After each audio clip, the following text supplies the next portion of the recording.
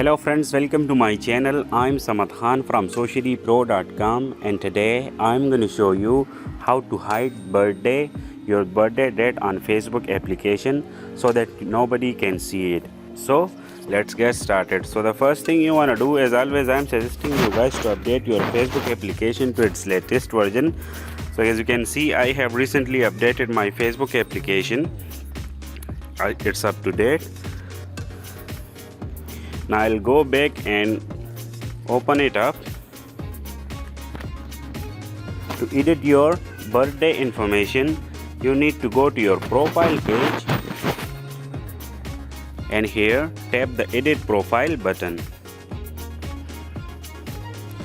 Scroll down a little bit, and as you can see at the bottom of the page, we have our edit your information or edit your about information button.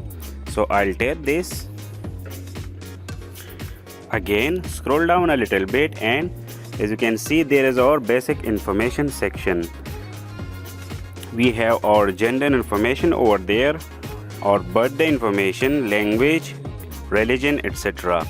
So tap the edit button at the top right of it, and here, as you can see, there is our first section, birthday.